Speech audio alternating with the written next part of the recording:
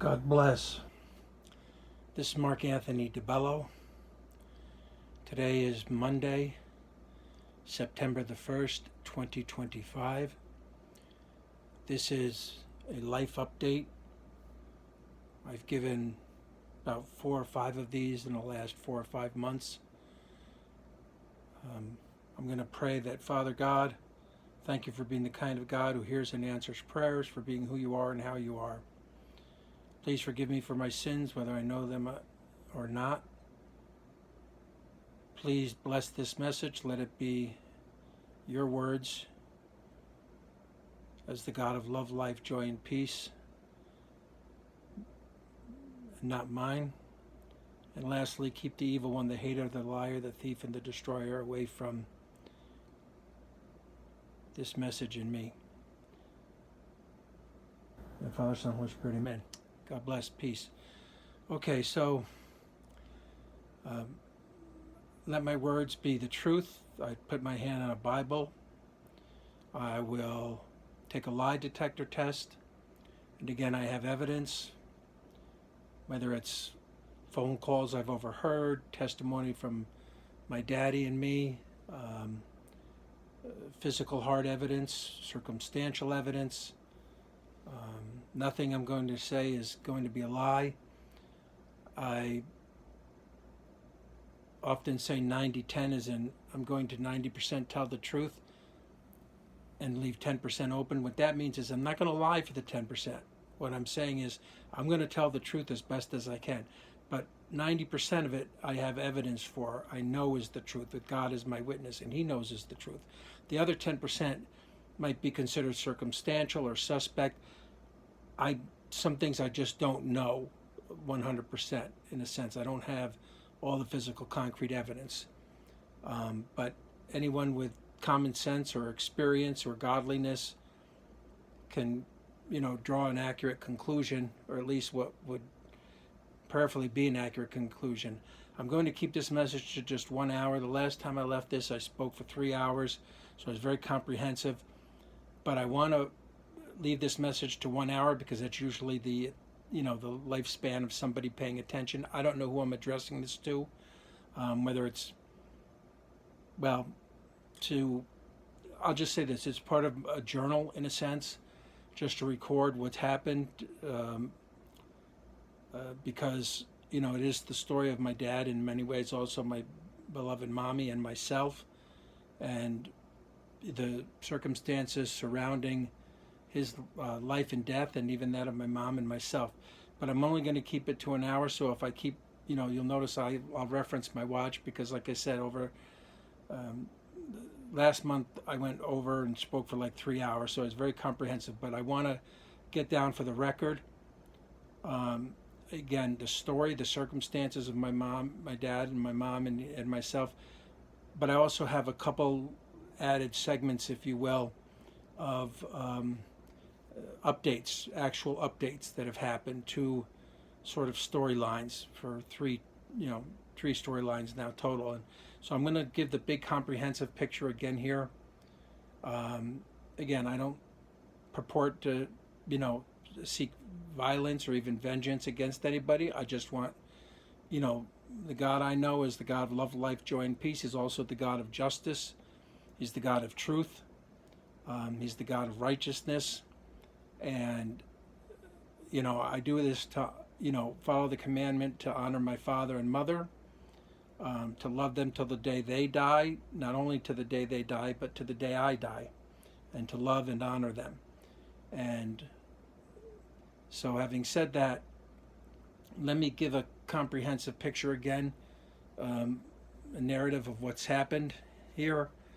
And if you go back over these last messages, you'll hear that. And you can also click on any links that I include. I'm also going to prayerfully this month, if I remain alive and not, imprisoned or homeless or gravely ill, get down all of the many recordings that I had between my dad and I over the last few years of his life when he was really in danger.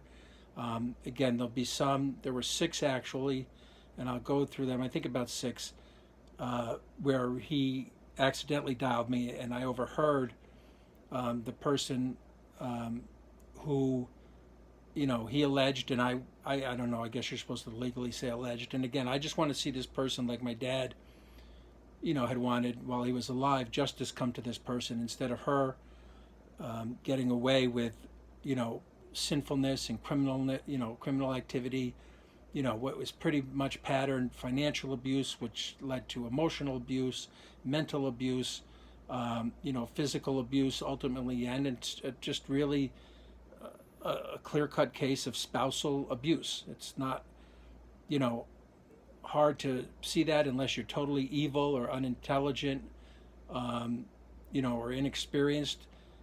But it's just, any person in their right mind, so to speak, who's not in a cultish state, like this person had groomed and gaslighted my dad for 35 years or so, and his children, who was very, disappointed in at the time of his death, many of his extended family, his friends. I mean, there's, you can't tell all the time. You get he was brainwashed. She brainwashed these other people, very two-faced, put on one face for them and to the public, but behind the scenes, it's not hard to tell what was really going on. The evidence is there. They always say in crimes, you want to find the crime, follow the money. Well, she started with all the money, and he ended up homeless and broke, basically, like I'm on the path to becoming, and she's ending up with all the money and ended up with all of it. So this person I'm speaking of is, and I'll tell the story, I'll start from the beginning again, just keeping it, and I just hit this button to an hour, so we're 5 minutes in. And again, I'm going to do this with no editing or inserts where but if you look online anywhere on my social media, you'll see pictures, you can see some of the recordings, you can listen to my father's messages, see some of the documentation. So it's not like I'm fabricating or embellishing any of this. It's all, like I said, the God's honest truth. But again, I just want to see this person come to justice, which, should be jail, because of their evil and criminality, and then certain people who supported this person and what she did. So again, the story is my dad was born in 1932, the youngest of six, worked at a radio station, then was a promoter, served in the Korean War, then became an entrepreneur, married my mother, I want to say April 1959. My mother was born 1936. She worked at the phone company, so they were just, regular normal people, but both highly blessed, God-fearing people, loved each other, wanted to start a family. So December 18th, 1960, about a year or so into the marriage, I was conceived then. It would have been March of 1960. I was born. My father then started his own publishing business, and up until October 17th, 1982, he had a small empire. I was the firstborn of what would become 8 children in the span of about 10 years.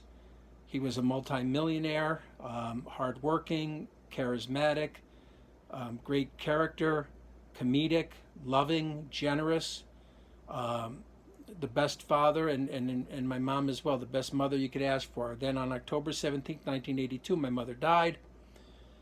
And my father, a widower,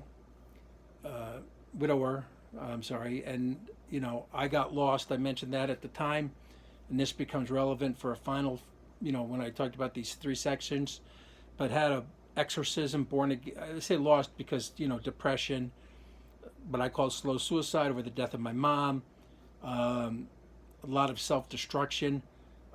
But in March of 1991, I had, an exorcism by a Catholic priest named Father Ralph Diorio.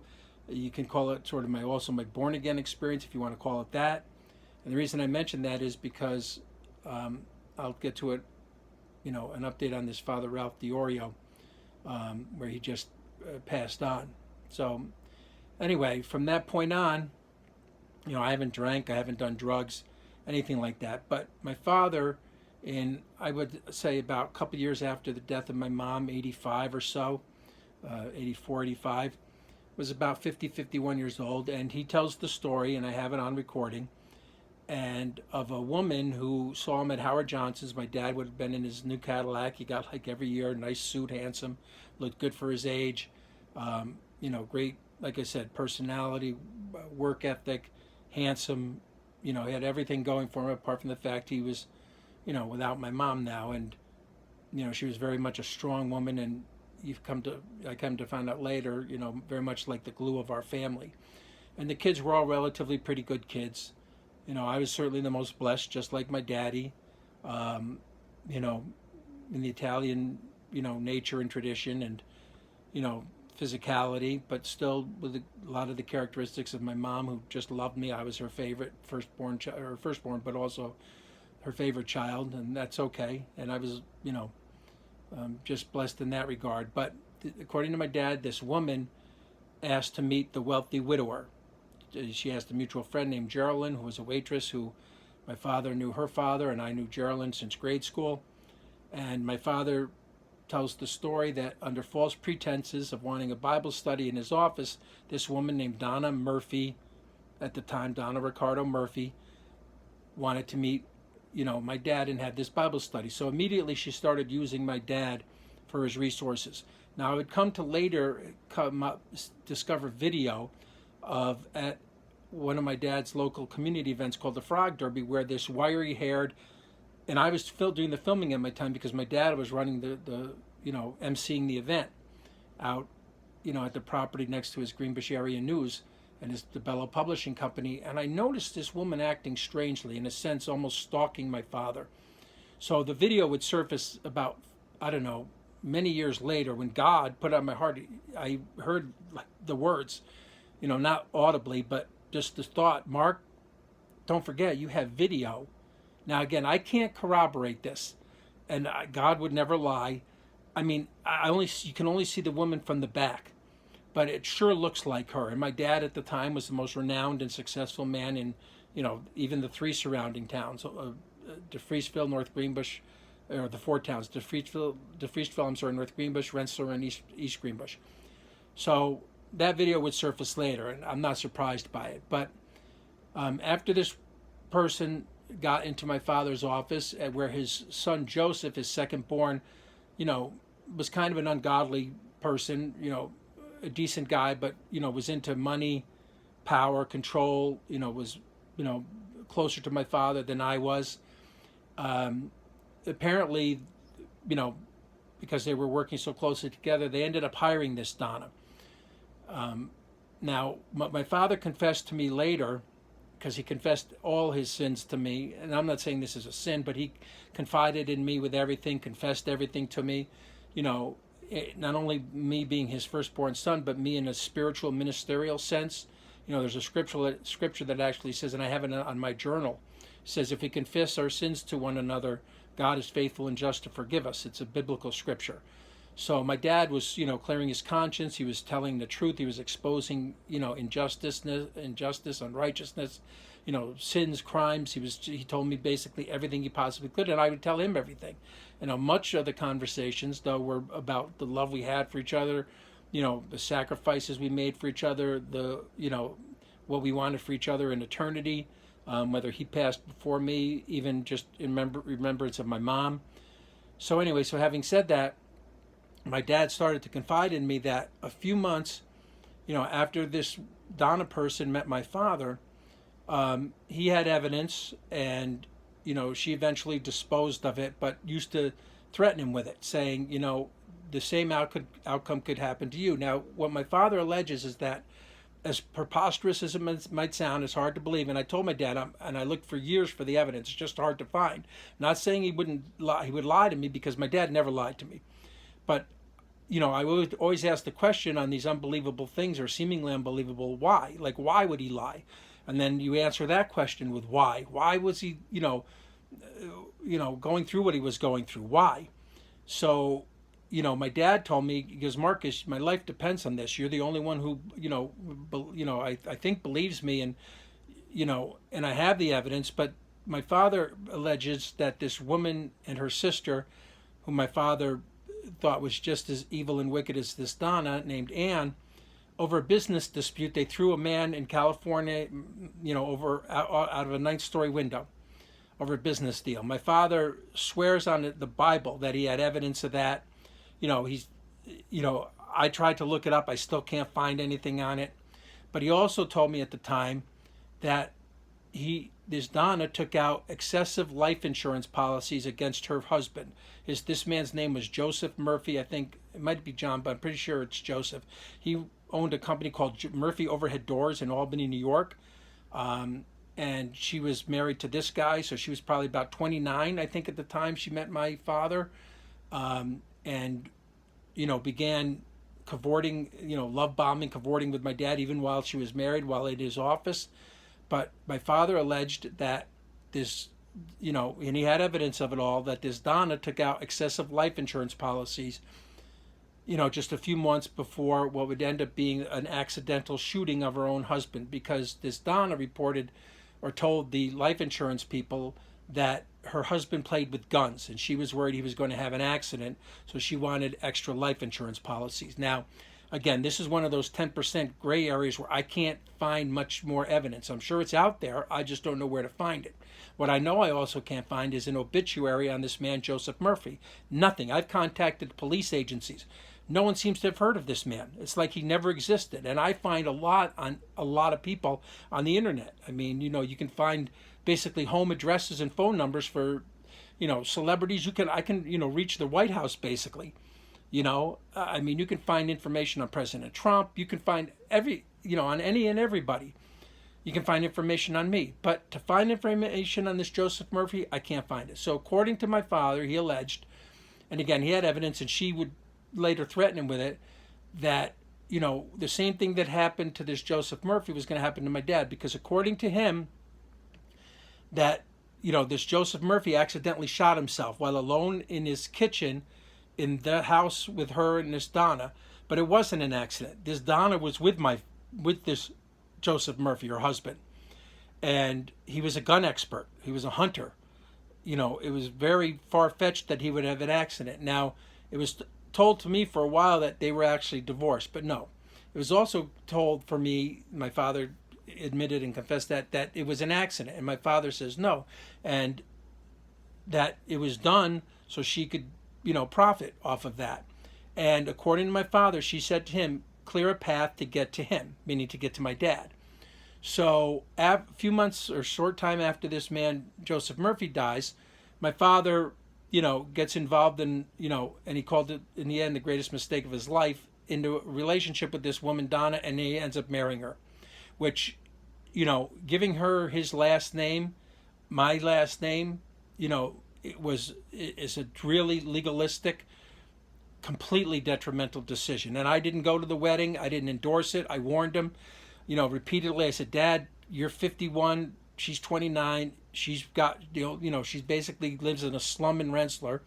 You're wealthy. Why do you think she's with you? And I met I saw this slum where she lived. And my dad said, the only money she really had going into the relationship was this life insurance money. And so not only did she get hired as my father's secretary, but again, all she's done is made money off my father. Now, once they got married, it had to be, I'm just checking the time. Okay, so it had to be about a year or two into their relationship, and I've told this story, I'll tell it briefly. I went up to my father's house, asked if I could, I walked in the kitchen, she's standing there right to the left. I asked if I could borrow something to drive as he was, walking up to his bedroom. He said, sure, son, take the keys to the red truck. They're right there on the kitchen table. So I take the keys. Now she hears that. I go down to the area where he had, stored some vehicles because he had a lot on the property. He was always getting new ones. There were 2 red trucks. The keys fit a dilapidated old red truck I'd never seen before, rusted out, piping in the back, stick shift. So I don't know why he let me those keys, but that's the keys he said to take the truck to, so I did. So I borrowed that truck. I went out for the night. I called him up to let him know I was coming back the next morning, and when I was driving back, that morning I called him, I was pulled over by 2 police. One named Haskins, whose nickname was Haraskins, and one named Mayano, this kind of bullyish guy I knew from high school. So in the days before they had dash cams, they put the guns to my head like this. They're threatening me. They're mocking me. you know, arresting me, you know, and I'm sure committing crimes during the process. But again, you don't have a dashboard cam. But, you know, my money, they ripped my pocket, you know, ripped the money out of my pocket, is blowing all over the parking lot. So why am I being arrested? They said Adana DiBello now, called to report that Mark DiBello stole a truck. Like, I didn't steal any truck. What are you talking about? The next thing you know, I'm dragged down to the police station, and the police chief, who knew my father, knew my family, knew me, said, Mark, you're not must be some error. And I said, sure. He said, how do you get out of it? I said, or how do I get out? He said, well, you can call your father and let him clear things up. But if I called my dad, one, I'd have to let him know what she did. It would break his heart because he was in love with her at the time. Now, of course, she's just beginning the process of grooming, gaslighting, and brainwashing him. The second thing is the report would appear in one of the more popular sections of my father's Green Bashiri News called the Police Blotter. So I said, no, well, keep me here, do what you got to do, fingerprint me. This has got to get cleared up somehow. I just don't want my dad to know. So I had to spend 6 days in a can, like a caged animal, for falsely accused by this one person. So when I got released, I asked her, and then I would ask her again later, you know, I said, do you want to apologize for what you did? You had me falsely arrested. And she said, and I quote, effing no. Now she uses the word. I'll do it again. You and your father need to know I'm in control. I'm the boss. I will own all of this. You and him, you know, I can't let you guys get away with anything, especially you. You know, this is the way it's going to be. I said, you got to be kidding. Now, I did that. I approached her twice. And when I mentioned this Father DiBello, around the time I went actually right thereafter, you know, and I had been to like an AA meeting before going to this, you know, exorcism or this spiritual experience. You know, I wanted to, you know, you're told in one of the steps to like make amends. So I went back to this Donna person, asked her if she wanted to apologize for what she had done. So it had to be, you know, that was March 1991. I'd say 4 years earlier, whenever it was she did that, 87, 88. And she said, no, I'd effing do it again. You and your father again. I'm effing the boss. I'm going to own all this. You know, and I would effing do it again, meaning I would effing have you falsely arrested again, which she would do. So as their relationship goes on, my father, he had no successful businesses. He had to sell off the Hospital News. He had to sell off the Green Bashiri News. Basically, DiBello Publishing went bankrupt. He did start a new business called Bingo City, which I did a video on, which my father confessed to me that either, you know, a combination of both. She filled out, this Donna person who was basically in charge of the whole thing behind the scenes in a sense, being his confidant, his secretary, his, you know, personal assistant, his quote unquote second wife. I can't even use that word because I knew how evil and what she was up to. You know, basically filled out false paperwork and was, according to my dad, embezzling the money or misappropriating it. Now, you know, my dad confessed he had to protect her. Now, the other person who was involved in that was his son, Joseph, who, you know, Joseph, because he's very similar to this Donna purports to believe in God, but couldn't be any more, you know, more anti-Christian. Joe's an atheist, but they both love money, power, and control. And, you know, she could easily gaslight and groom this Joseph as well, like any kind of cultish leader and two-faced, you know, gold digger would. So this Joseph is trying to point the finger at the government, you know, saying, oh, they're just doing this this biased, prejudicial thing. But my father couldn't, you know, he let him do that because my father couldn't tell the truth. You know, he had to protect this Don. He had to protect Joe. He had to protect what was going on, you know, trying to, you know, do something to do the righteous thing and, you know, get this, you know, clear it up in a way apart from the government and the court. But sure enough, Bingo City lands my father a felony. He has to take a felony. And I wasn't involved, so thank God I had no charges. I knew he had asked me. I said, no, Dad, I won't be involved in anything she's involved in. I know what she's up to. I know what she's going to do, and that's just what happened. So even after Bingo City, a lot of financial destruction and loss in my father's life. And he would have to sell off his property, pieces of his property. And anytime, you know, he didn't grow anything new with her. I mean, with her, she brought no children into a relationship. You know, didn't birth them any children, just her children. You know, she moved them into the house where they took advantage of my father, you know, locked him out of his own house and, you know, changed the locks on the doors, basically, used drugs in the house, just disrespected him. Just, you know, she was just, you know, that's the way they were brought up, just by her. All his children were then evicted from the property, and she basically took over. And I know because each year I'd go to visit my father. Each year she got more control. I had less access to the house. First I could stay in my bedroom. Then he had to sell that off, and they started renting that out. Then I could only stay like for a week inside the house in like a downstairs living room. Then I could only stay in like a side massage room for like 5 days. Then I could only stay like on the floor for 2 days. Then I could only stay in the garage floor. Then I could only stay at the property for like a day before I was, evicted from the property, because that's the cultish control she was having, and she was beginning and, ultimately had over my daddy. Sorry, I'm just checking the time. Okay, so having said that, all his businesses failed. But when he had to sell the property, or if he'd, profited from anything, like he's tried a home building business once, he basically just broke even. He would trust her with the money, and he told me her basic financial principle was if he sold the property for like $40,000, he trusted her. She took, according to him, now he says at the end of his days that she had put aside $1 million, but that might not be true. I did see bank reports where, by accident, one of the banking institutions sent me a statement where, I saw how she was spending his money. Chinese restaurants, Peter Harris clothing, places my father, I don't think ever ate Chinese food. He never went to a Chinese restaurant. But she was living large, living the lifestyle based on just using my father. Now, when my father gave her money, apparently, and she had a separate post office box when they eventually moved, she put that money to the side for her, for when he died, not spend it on him, not let him live in a, place where he wanted to live, because eventually, after he sold all the property, he had to sell the house. He couldn't afford to manage it anymore. He was not profiting. She was spending as much money as he was, as she could. She was also putting some to the side for herself for when he died, and then when, spending very little on him. So, he's going broke. And she also wanted to move. She wanted the house sold. Now, I know because, how she was, because I went up there to help him save the house. And, because, and I'm going to tell a story, something that happened a little bit before that, with regards to I'll finish the house story. So, it was one of the worst days of my life. I was basically, I didn't want to be, but suicidal over things. Huge thunderstorm. I went there to try to tell my father how to save the house, whether it was Airbnb or through Naira, and having a horse stable up there. But he had no control at that point. He's like, Mark, she wants the house sold. He kicked me off the property basically at her request, because my dad did a couple things to me like that. He kicked me off the property, threatened to have me arrested. He threatened to sell my grave, that, him, but not under he would never think to do that, under her power, under her coerciveness and manipulation, and because he was becoming weaker and weaker through time. She called it Alzheimer's, but he was becoming more groomed, more gaslighted, more dependent on her, because she was crippling him in a sense and manipulating him. And, he was becoming, financially and emotionally and physically captive to her. And so was I, in a sense. So, having said that, I'll give you another example. Like, because when I got kicked off that property, I never went back. I could never go back. And I didn't talk to him for 4 years after that. But even before that time, right around or right after that, I think before that time, he was writing his autobiography, and I told this story, so I'll keep it brief. But instead of paying me $500 to write a positive critique on his biography or review, he left her in charge, and she insisted on paying some other company $1,000, and they ended up just writing a bad review.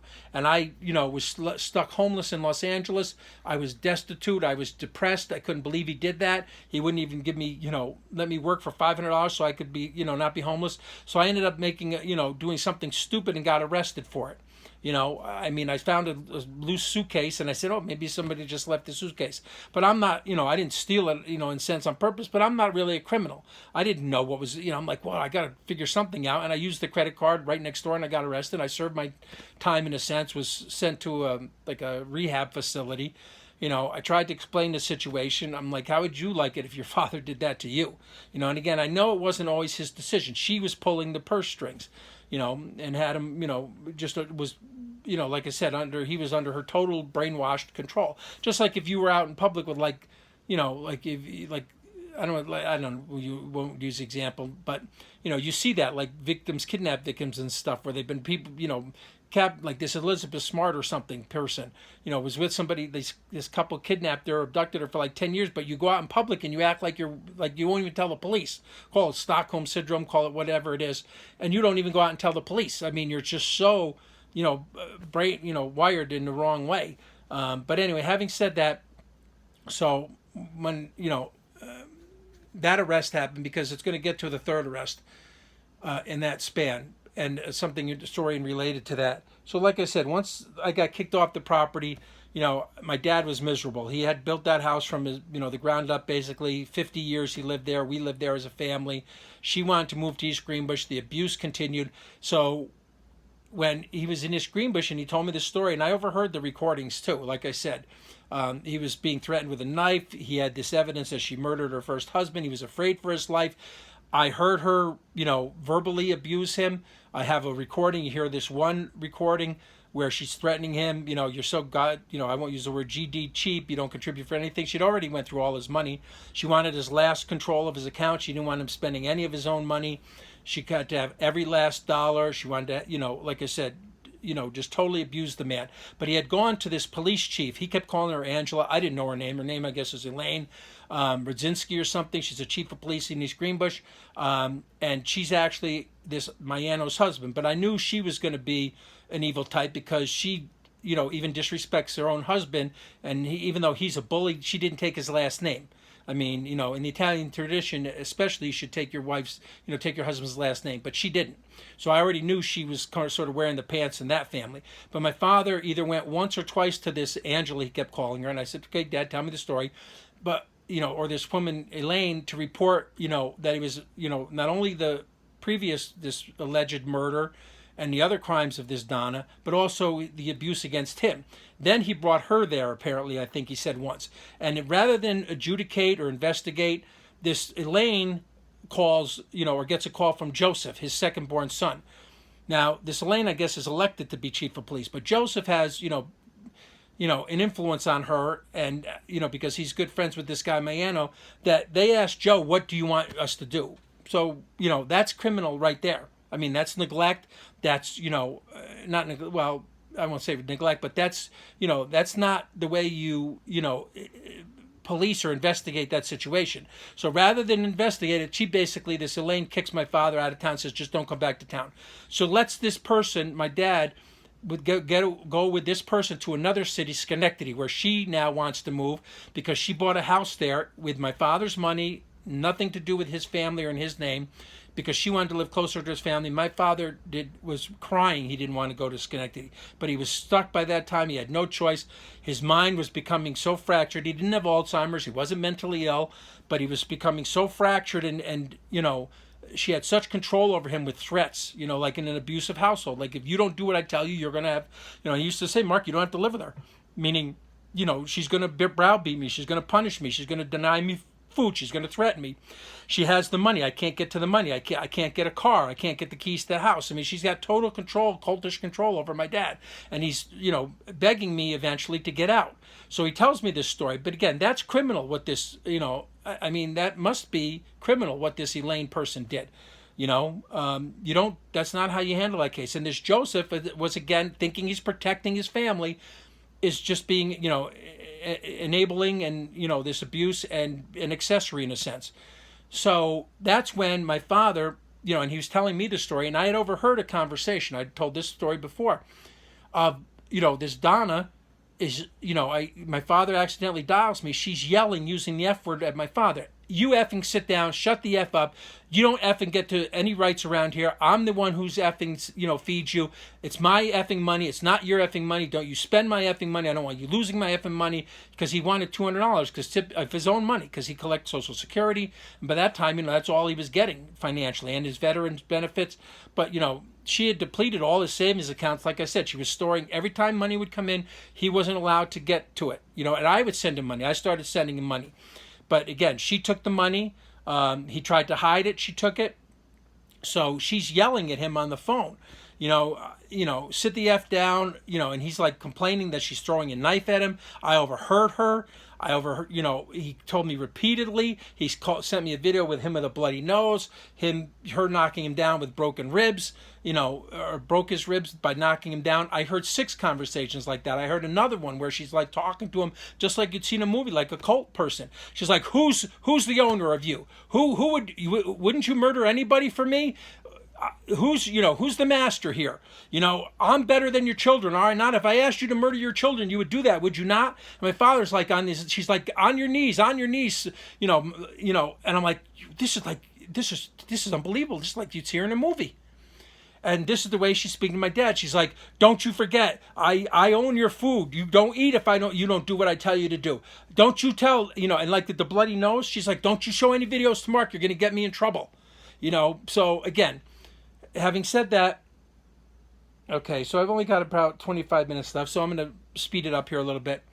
So through all that, when I heard these calls, I'm like, I've even had to call the police where she's threatening my father. There were like 3 or 4 calls I called, to the police about domestic violence. There's one my father made to the police on his own on his 89th birthday.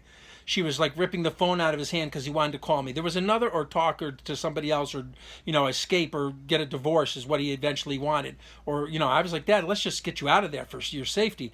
But in woke, blue, Democrat, female run, I mean, we got Biden as president. He's, you can see now how, out of control he was.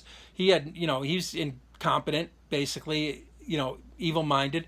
This Kathy Hochul, the governor of New York, this Letitia James, I mean, this Judge Walsh at this family court, I mean, woke, blue, Democrat, evil people in New York. I mean, you saw what they did to President Trump.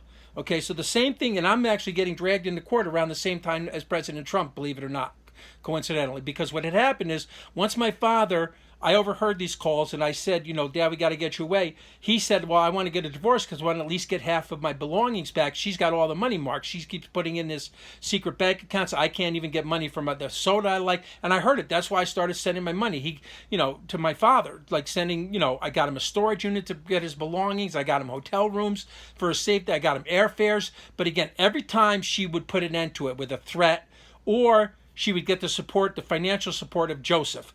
Because my $500 or $5,000 didn't outweigh Joey's $5,000 every so often, or $25,000, or however much he sent. His, whatever I paid for in a small way, he paid to support her in a larger way. And she was always after the money. She took it from my father's Bible. He never got it. He's like, "Mark, she took it." Even his Social Security check. So he called me. He begged me, "Mark, you got to get my here's my Social Security number. I want you to call Social Security, make sure my check gets to me.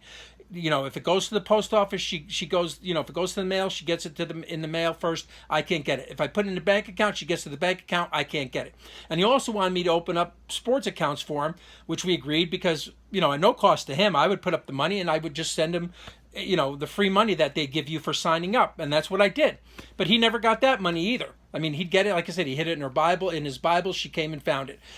She'd come up to him and say, she'd threaten him for the money. Or she'd come up to him and say, "Don't forget, you have Alzheimer's. You better give me the money or you'll forget where you put it." So this is the evil, the manipulation, and even the criminality. I mean, this is called elder abuse. And there's a list of crimes that go with this, so once this, she knew about the divorce, she took out, she didn't tell my father about it. She didn't tell me.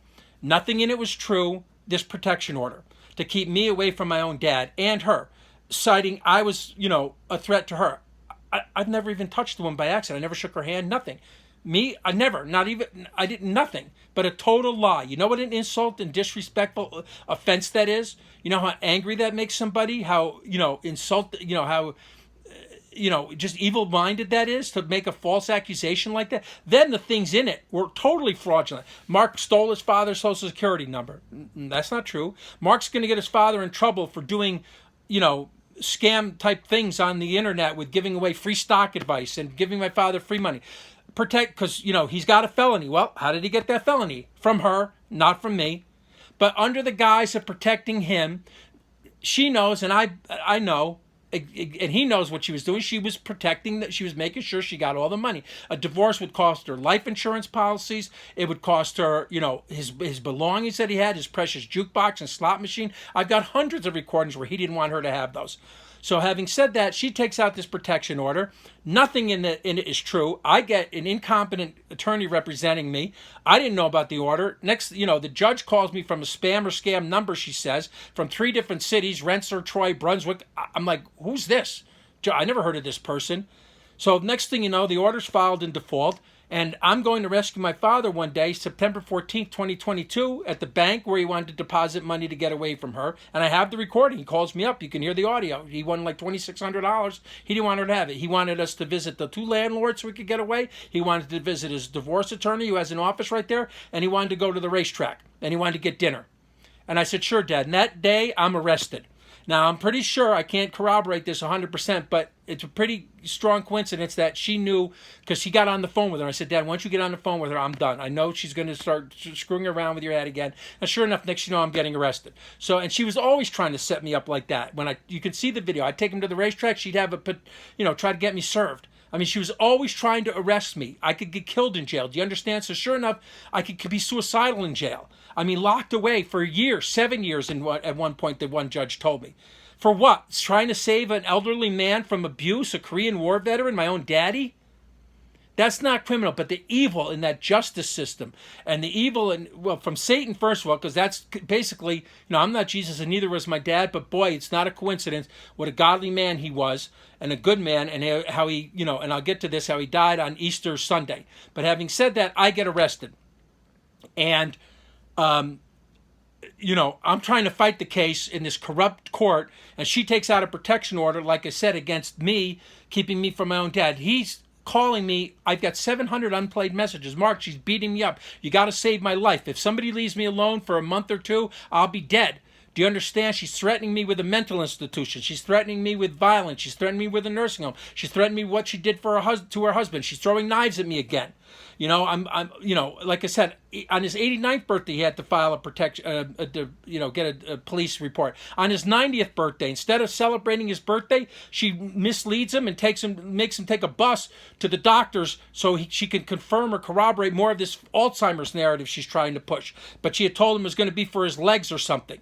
On his 90th birthday, instead of celebrating this man's life. But that, and again, all day she would just leave him. She'd leave him a plate of food in the morning. She'd go out, do her thing. She was not volunteering at the Proctor's Theater in Schenectady, according to my dad, to meet other rich men. He caught her with other men. She's always on vacation. I had to call him once at her house, where he was staying with her, to get the fire alarm turned off because he could have died in a fire. He couldn't find her. And the reason the alarm went off is because she didn't maintain it properly. I mean, all of this, doesn't this just tell you the same story of abuse and neglect? So having said that, before I get to these updates, sorry, I'm looking at the time. Okay, about 20 minutes, 15, 20. So, again, during all this process, I'm fighting this extremely corrupt, incompetent court system between Schenectady and Rensselaer County, just to get to talk to my own daddy. Who says that? Who says, you know what? Whether it's the government or her, you and your father need to be apart. And my father's begging to be with me. I'm begging to be with him.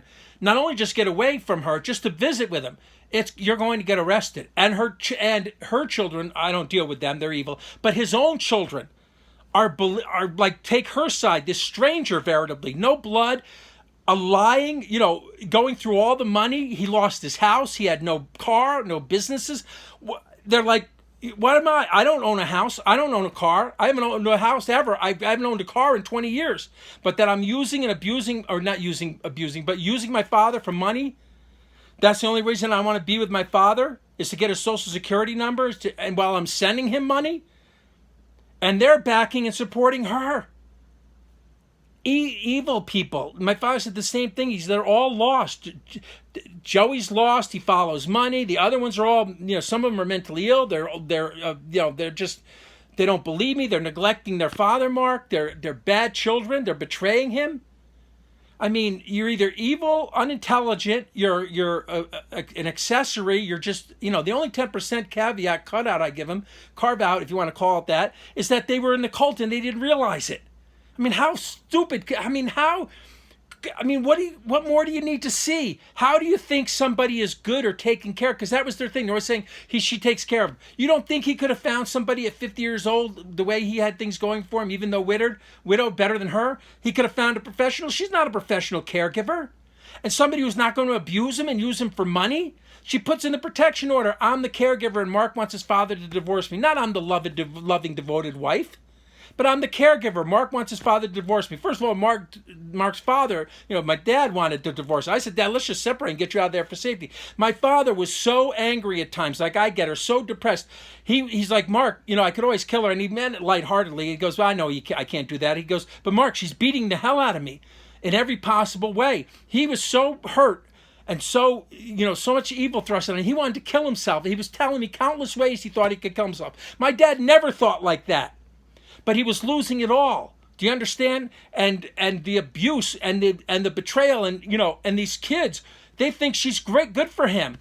I mean, these kids are, and friends and family too, extended family. I tried to tell everybody in every possible way. And in every possible way, not only me, but my daddy and the memory of my mom, we were rejected, disrespected, or betrayed, or disbelieved. I would lay down my life for my daddy. If I had it to do again, I would rather be in jail, and always I would rather be in jail and him be alive than him be gone and me be free. Because now I'll have to get to these updates, because I'm not free. I wanted my daddy to be alive, but I knew if I'm in jail, I'd never get to see him again. He wouldn't have anybody to talk to. The abuse would get worse, which it did under all the circumstances. And she tried to throw me in jail. And nobody came to save. Nobody came to help. Nobody believed. This Joseph could have, nickel to him, to most people, it's like $5,000 to him. No, I'm not going to help you. He promised to help once, and then he reneged on it, and that led to that arrest on 9/22. He was always changing his mind. And the same with the other children. These girls threatening, his own daughters threatening to have me arrested for helping my father, for driving a car. One of the daughter's cars. Always evil. Trying to tell, his remaining in-laws, which I prayed for every day for 30 years. Mary, Helen, Mo, Carol. First my dad. I'd say my dad, Mary, Helen, Mo, and Carol. Now it's just Mary, Helen, Mo, and Carol. In-laws. My mom's sisters, 2 sisters, and in-laws. People my daddy was good to. My dad never hurt those people. What hurt did he ever do to his own children? But now, having said all that, let me give these couple updates. Let me see what the time looks like here. All right, I'm going to say 15 minutes. So here's a couple. So that's the story. So now, I got to go through court, and I don't know what's going on. So in and out of family court. I can't sue because I have to go to New York. I'm running out of money. I mean, it's wearing on me. The burden of having the whole of, Satan on me and my daddy and the government and this evil person and her, cult members. And, I'm losing all my, some were just, acquaintances or virtual friends, whatever. But no, I'm not getting a lot of support or help. And I'm not surprised because once my daddy died, I've even lost more people, because the end of the story for now, before I give these updates real quick, is so my daddy stopped leaving me messages. He stopped calling because she was always taking the phone. He had to hide my numbers just to call me. And he said, Mark, if I'm left alone, she'll kill me. So sure enough, on March 29th or 30th, and they fought on Friday nights, Saturdays, and Sundays, because that's when she was there. When he was left alone, which wasn't helpful for him, he didn't want to be alone. He's on this little desk in the kitchen. She's got this office upstairs where that's all she's doing is how to finagle his finances and doing that's what she does. How could this woman can't afford a house? What, babysitting? My father said it was a ruse for having an extramarital affair. She doesn't. How could she afford a $200,000 house? It's all my father's money. And all the money she put to the side. So she's got money when he dies. She's banking on him dying. And the life insurance policies, because he dies, and they fought on Friday, Saturday, and Sunday. Saturdays he wanted to play the horses, she would disallow it. Sunday he wanted to play or watch football, she would disallow it. I told you the calls where she threatened him with violence if he asked for money. He called me repeatedly for the throwing of the knives, all these things I heard myself on the other line. The rattling of the knife, things, all these things. So an ambulance is called. And again, it's very easy, according to the death certificate. My father didn't need to die from what he died from. Okay. Hypoxic respiratory failure, pneumonia, or sepsis, pneumonia. And then on the bottom, Alzheimer's, which of course she has to tell the doctor he has, and he never had. It was never confirmed. He never had it. I studied Alzheimer's. It never got progressively worse. He had a doctor tell him he didn't have it. She tried to sneak in a tape recorder to get it recorded that he did. He never had it. My father was telling me his life story from 80 years or 70 years earlier, in Tampa when he's like 89. He didn't have Alzheimer's. Okay. But again, that's her narrative. And this infection or whatever caused this respiratory failure could have been from a knife wound, could have been from a punch, could have been from being knocked down. He's called to the hospital, being alone with her, just like he feared. Within 24 hours, which is not supposed to happen, he's gone. On Easter Sunday, that's not a coincidence. Basically Holy Saturday night, when Jesus and Good Friday is hanging on the cross. That's not a spiritual coincidence. I know it. My father had a Christ-like death in a sense, but that still doesn't mean he still shouldn't get justice. And me, my record expunged, my record cleared, my peace of mind, the justice for me, the freedom, because all this while, here he dies. I'm disallowed. I'm going to be arrested, threatened for going to his own funeral. I can't go to my own dad's funeral, his burial. I'm the one who's treated like a criminal. And all of them, the family, the quote-unquote family, has permission over me, where I can go, where I can't go, whether I get arrested, whether I have a grave to be buried in, my finances, my house. I tried to befriend or reunite with this brother Joe, who believed her email that said I was scamming my father. I mean, this guy, I don't want any of your drama. None of your drama. I don't want 1 ounce of your drama. Do you want to be brothers? No. Do you want to help? I'm going to be homeless? No. I'm having trouble, getting food stamps and eating? No. I can't get a lawyer. I'm going to be in prison. You want to help? No. A nickel. He wouldn't give a nickel. $5,000. I'm not like most people. I could live for 5 years, 10 years on $5,000, but not a nickel. And I don't want his money. I wanted my money back. But none of the other ones. They're all about power, money, control, and supporting her. All at the expense of my dad's and life and my life now. So for a year, I have enough depression, enough anger, enough physical maladies, enough pain and suffering, enough to try to keep my own life afloat. I had one person reach out to me after, and I'll get to this briefly in these updates. One person reach out to me after. Mark is 2 people. One, I knew I couldn't count on her. But 2 people, Mark, can I help? Nobody. Very few. I'm sorry. I'm sorry what happened to your father. Let's still get him justice. Let's get you justice, Mark. All this on your record, because I don't know what happened in court. One judge says, Mark, I don't want to rush you. I know this is life or death decision regarding your dad, but you got 30 seconds to tell me what you want to do. Like what your decision is, slamming a gavel down. This other judge, this incompetent, crooked, corrupt one in Rensselaer County Court. And she's all the while this Donna is trying to get me thrown in jail.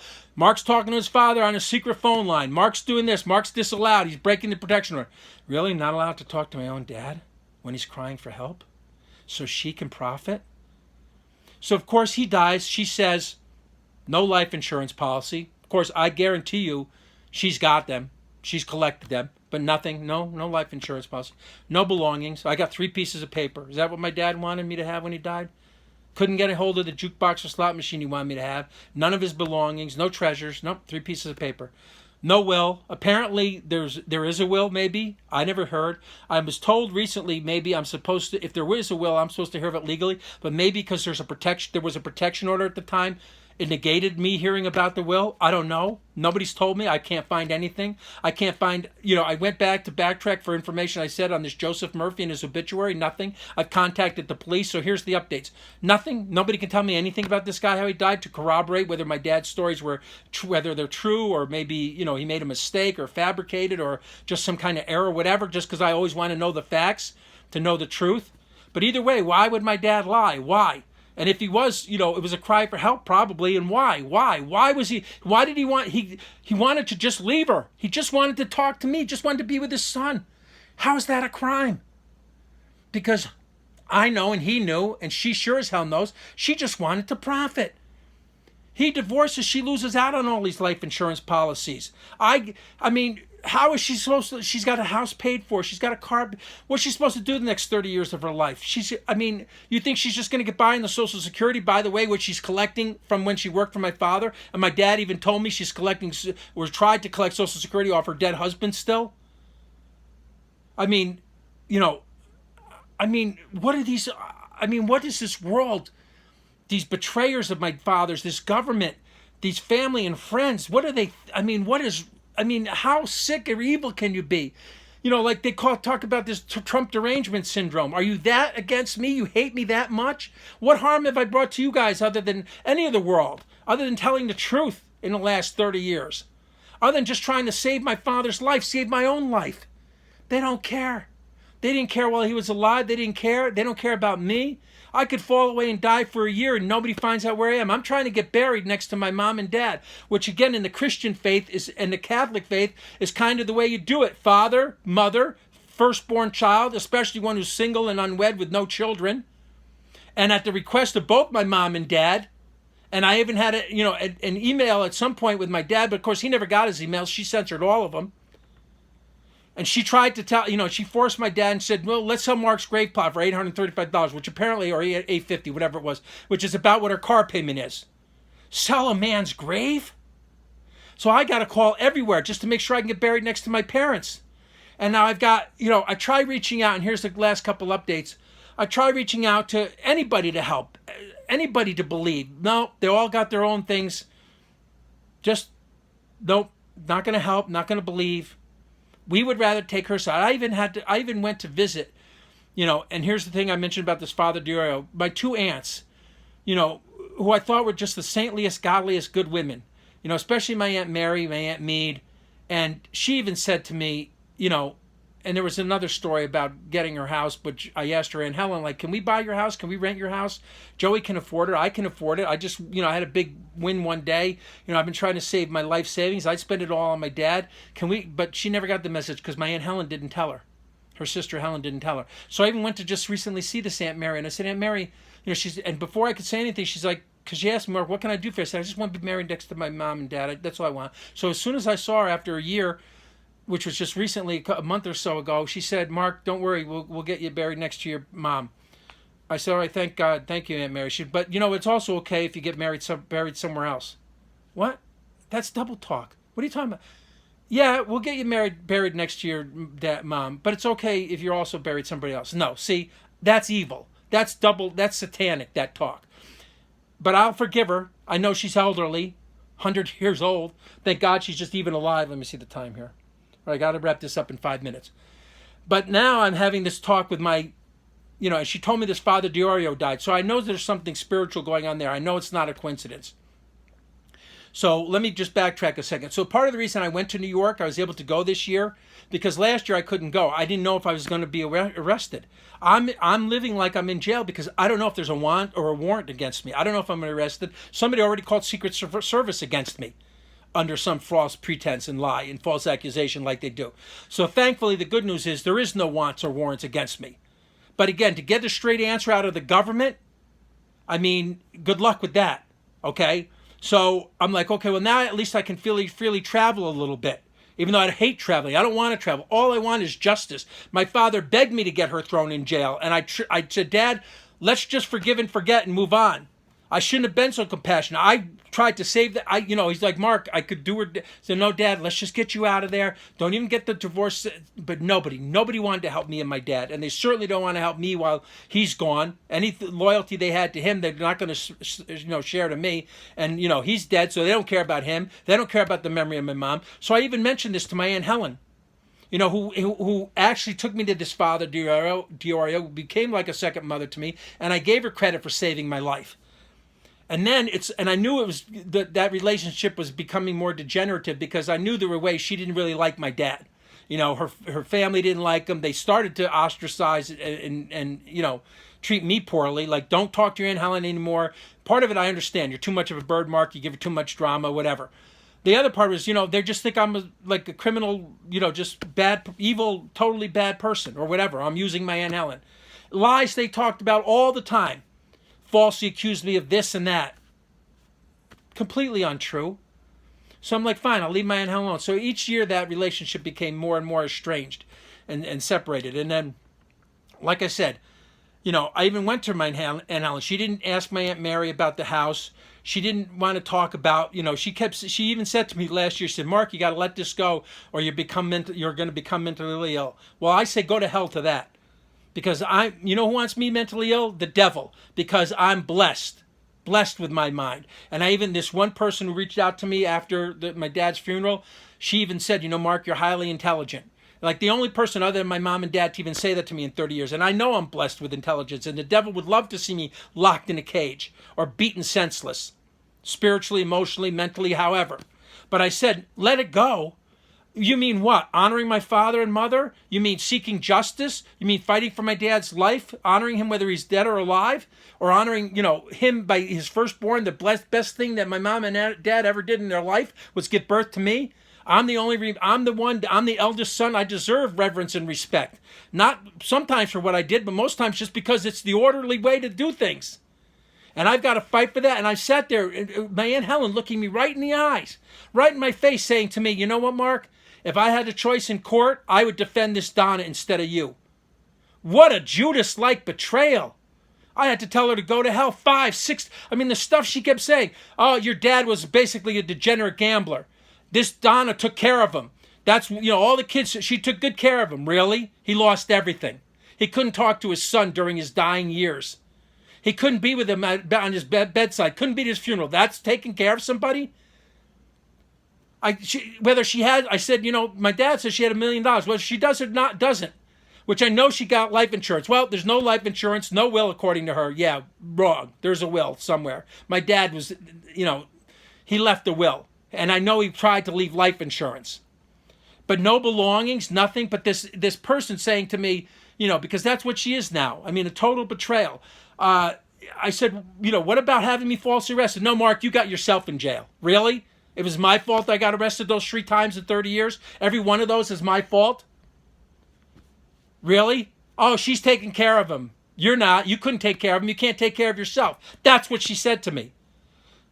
Really? Yeah, I'm having a hard time taking care of myself now after. But then? You don't think I could take care of my dad? I had more money in one day than anybody would have given him. I made that 40 grand in that poker tournament. Now that's veritably all gone. Spent trying to save my dad. Money I had before that. No help, no support. If that Joseph did the godly thing as a son, a snap of his fingers, a nickel could have helped save my life and my dad's life. But no. Greedy, selfish, ungodly. All right, I had to take a pause because the storage became full. So I'm already at an hour. I'll wrap up here in the next 5 minutes. So only went 5 minutes over. But as I was saying, to hear this from, my own aunt, and knowing that, the connection she has to my father's remaining children, what these people will do, whether I'm alive or dead, I don't trust any of them. I did have a person who works in the nursing business who was a good friend of mine, and now she's in a sense betrayed me. She, did try to help, but she's turned out to be, the coincidences of what happened, to my father, and I don't blame her. I ultimately blame myself. I was deceived. She was my best friend for a while, and also, like I said, kind of trying to nurse me back to health. But last year, instead of, focusing, but I was running out of finances on this, football contest. I know I would have won. It would have paid me $1.5 million. But I asked everybody to partner. Nobody wanted to partner with me. I only needed just 1/10 of the entry fee. I had the rest just so I could have somebody to kind of, play for in a sense, or just, bounce some ideas off of once in a while. But nobody, this woman wanted to help, but it wasn't enough. I needed somebody, anybody else. It would have been my dad, would have been enough, but he was gone. I was hoping it could be Joseph, but he's totally wants to be estranged, and maybe somebody else would come forward. But again, to this woman's credit, she was, one of the best women I've ever met, but also one of the worst. But again, now I'm only losing it all. It just, life is costing me money I can't afford. My health is failing. All I really want to do is get things posted that, videos from my dad and my life to kind of keep my life going. I'm desperately still trying to have a child. This woman I actually brought this up to kind of, reprimanded me. She can't have children. And she's like, all you want to do is go have a child. Yeah, I'd like to have a child. It's all I can really got left, to perpetuate my dad's name, like I even said in other messages, this Donna didn't even spell my dad's name properly, last name. Use the lowercase b. You're with somebody 35 years, you don't even spell his name properly. What your reverence and disrespect. So I'm still trying to find, that's why I said, I don't even know who I'm putting this message out to. Maybe one woman comes forward and says, Mark, I'll birth you a child, or maybe, get married on her birthday. Or, like I said, for the most part, just perpetuating my own life, keeping it online in the near eternal image with all my other videos and social media and postings and pictures. Again, more importantly, for, in honor of my mom and my daddy, And then also, like I said, just to keep my life going, because I, you know, again, I don't know, I don't. Sometimes I think I'm talking to family members, but I'm estranged from all of them. I do have one guy who's a good friend. He's always been pretty supportive, but we don't get this deep, and that's okay. He sees me on Facebook all the time. He knows who he is. But he's been he's been a friend of mine for like 35, 40 years. So God bless him. And I have some other people, I know, sort of distant friends, but, not enough to stay alive, and the, without getting any justice, because for me, true freedom is justice. I want justice to come for my daddy and mommy and me, and, my name to be exonerated and my record expunged. I mean, the government is still, even though President Trump is in there, it's still an uphill battle. And again, I'd much rather look for my mommy and daddy in eternity than to stay around here.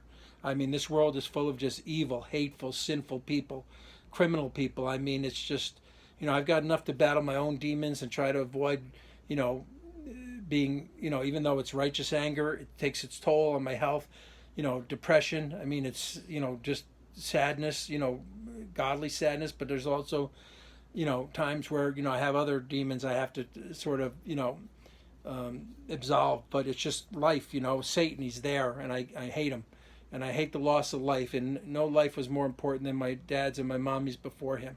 And now, my life means nothing next to theirs, basically, or 10%. I mean, and again, as finances dwindle and, whether it's being, issues with food or rent or the government, I mean, because again, who knows what false accusation or evil is going to come upon me next. But I'm not taking, I'll die for my daddy and my mom, but I'm not dying for any of these, not this evil person who used and abused my father, that's for sure.